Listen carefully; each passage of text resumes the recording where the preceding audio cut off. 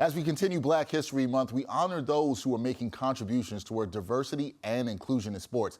Today, I have the pleasure of talking with one of the great play-by-play voices in the sport of baseball. He is the television play-by-play commentator for the Seattle Mariners, my good friend Dave Sims. Dave, how's it going, man?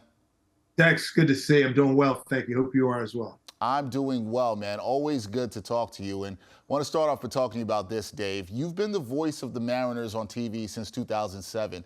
At that time, you were just the third black play-by-play announcer hired full-time by a team in the history of Major League Baseball. You're one of the few black TV MLB play-by-play announcers. Is there a sense of pride that comes with being one of the few in your position, or do you think more about why there are so few black play-by-play voices in baseball, or is it a combination of both here? There's about 40 layers to what you just asked. Do I have to take some pride in the distinction? Absolutely. Following the footsteps of Bill White, one of my heroes, who was, a great player and a great broadcaster for many years, especially in New York. And then the fact that there are Robert Ford, who's from New York, by way of Syracuse University, and he did a lot of minor league stuff. He's the voice of the Astros. He's got 2 World Series under his belt. Then after that, there's about 7 or 8 former players who do color. And Mike Claiborne, a good friend, does a wraparound show on radio and some play-by-play on radio for the Cardinals. That's it. Do I see a whole bunch of young black guys coming? I have not seen or heard of Jay Holloway wants to do baseball, a guy out in Southern California. And in general, to even throw a blanket over some of the question that you answered, we don't see that many black people coming to games, let alone getting folks in a booth. It's a lot. I'm a lot older than you are, and the number of people who come to games in Major League Baseball is way down from what it was when I was growing up as a teenager. Forget about it. It's not even close. Yeah.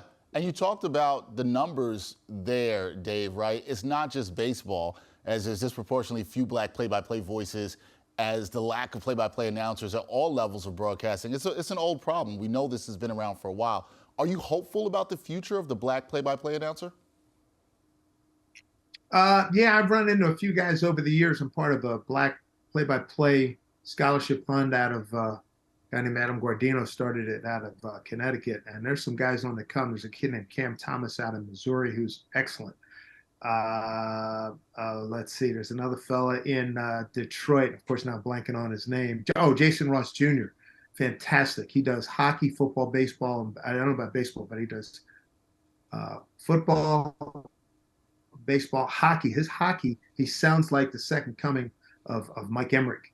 He's that good. He's showing Kevin Weeks, who does a lot of hockey. He's like the main face of hockey on TV in North America. I'm proud of him and proud of what he's accomplished, and he does a marvelous job.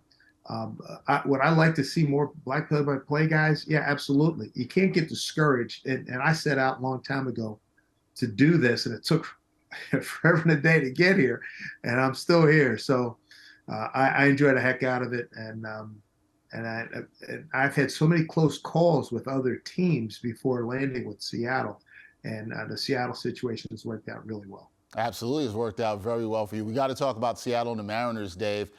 90 wins last season, second in the AL West, and then the squad, they made their first playoff appearance in 21 years, but they were swept by the Astros in the ALDS. What are your expectations for this team, and do you think they can make a jump this upcoming season? Back-to-back 90-win seasons.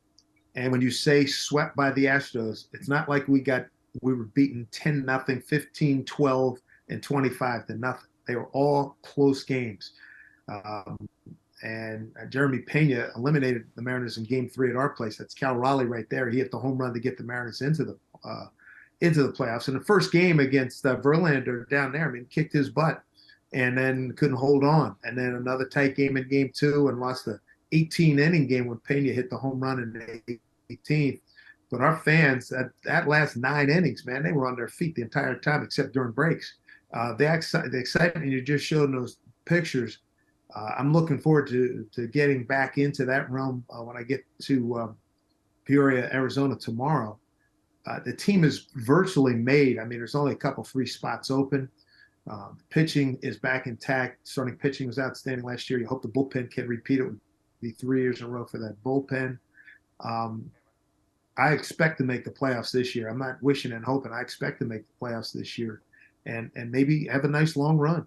Again, had we beaten Houston last year, we beat the Yankees 4 out of 6 in a 10-day span in August. So our guys were not going to be intimidated coming into Yankee Stadium at all, and I think they would have more than held their own in that series. All right, we will see what the Mariners can do. A lot of high expectations for them this year. Baseball, as you know, Dave, it's a long season. We will see what goes on there. Dave, one of the great voices in baseball right now. I appreciate you, Dave. Always good to talk to you. Safe travels to spring training, and we will talk again soon down the road. Thank you. You bet, Dex. Good to see you, man. All the best. Thank you, man.